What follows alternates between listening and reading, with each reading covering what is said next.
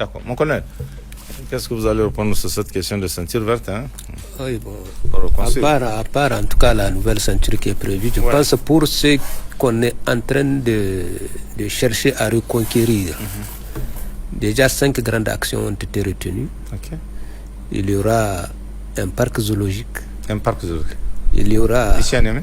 Ici à Niamey, dans la ceinture verte. D'accord. Il y aura un parc aquatique. Il y aura un jardin botanique.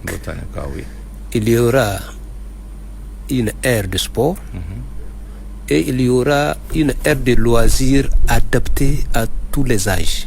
Parce que des fois, c'est ça le problème qu'on a. Bien sûr, bien à partir d'un certain âge, on est gêné, à partir de se détendre. Donc, la politique, en tout cas, les seniors, tout le monde peut se retrouver. Donc, c'est un peu ça la vision, la grande vision, en tout cas, de ce plan d'aménagement-là. Maintenant, mon appel le message, parce que pour la en prélude, je dois le dire, en prélude à la deuxième phase qui va démarrer bientôt. En prélude à la deuxième phase. Parce qu'à la deuxième phase qui va commencer incessamment. Il faut se dire que le déguerpissement. L'État ne le fait contre personne. C'est un bien commun et tout le monde doit œuvrer pour que, en tout cas, ce bien commun soit préservé et valorisé pour le bonheur de tous. C'est cette compréhension-là que nous devons tous avoir. Il y en a des plus vulnérables qui ont accepté de quitter, qui ne savaient pas où aller. Ils ne savaient pas où aller. Ils ne savaient pas où aller, mais ils ont accepté malgré tout de partir. Donc je pense que ce que la deuxième phase va toucher sont plus ou moins des gens beaucoup plus stables que ceux qui sont déjà partis. Des gens aisés. Ils ont des possibilités.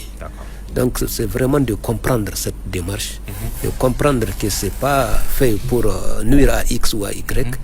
Peut-être certains, je ne le dis pas non, ont été trompés en payant même leur terrain. C'est possible. Ils ont été trompés parce qu'ils ne connaissent pas le statut. Par les lotisseurs. Par les lotisseurs, parce que des intermédiaires privés, des fois des intermédiaires qui, pour avoir accès à ton argent, ils peuvent tout te proposer. Donc, beaucoup ont été trompés comme ça. Bien que c'est malgré, je pose cette question, malgré leur niveau d'instruction. Malgré leur niveau d'instruction, parce que si vous le permettez, rien que ce matin, j'ai reçu une dame dans mon bureau qui est venue, elle a payé son terrain en 2024, elle l'a construit en 2024. J'ai dit, mais madame, vous ne vous rendez pas compte que votre terrain a été acheté, construit après l'expropriation? Elle a dit que personne ne lui a expliqué ça. Vous voyez, donc on peut être facilement trompé. Quand on veut s'acquérir un terrain, on peut être facilement trompé par ces gens parce que jamais, plus grand jamais, ils ne vont vous montrer que cet espace-là a de quelques soucis que ce soit. Donc ils vont t'encourager à maintenant, c'est quand tu seras embourbé que tu comprendras alors que ça va être trop tard. Donc vraiment, j'appelle la compréhension de ces gens-là.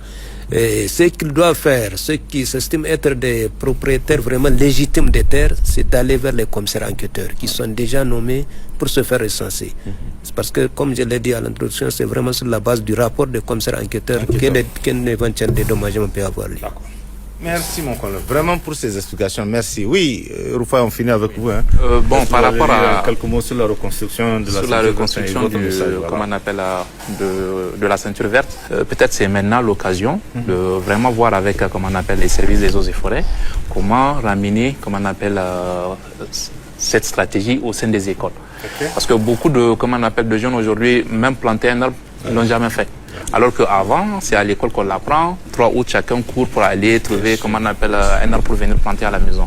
Donc il faut que l'aspect éducatif, en tout cas vraiment par rapport à l'environnement, revienne dans nos écoles pour que les gens puissent bien comprendre. Parce qu'aujourd'hui, c'est parce que cet aspect-là n'existe plus que les gens pensent que la ceinture verte ne sert à rien. Bien sûr. Et je sais que ceux qui, comment on appelle, sont de la vieille génération, les 60-70 ans, si vous venez devant chez eux, vous voulez couper leur arbre, vous aurez tous les problèmes du monde.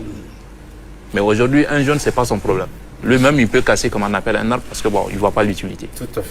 Donc, l'aspect éducatif fera en sorte que les jeunes vont comprendre exactement le sens de planter un arbre, l'entretenir, ce que ça équivaut. Que ce soit du côté, comme on appelle, urbain, que ce soit du côté religieux, ainsi de suite. On sait ce que vaut l'arbre. Et dans, comment on appelle, le réaménagement aussi, il faut amener à faire des ateliers écologiques pour que les jeunes puissent comprendre. Par exemple, aujourd'hui, tout ce qui est, comme on appelle, panneaux solaires, normalement, on doit s'en inspirer. Par exemple, aujourd'hui, un jeune qui va aller dans, comme on appelle, la ceinture verte, si c'est réaménagé, qui sache exactement que c'est éclairé avec les panneaux solaires.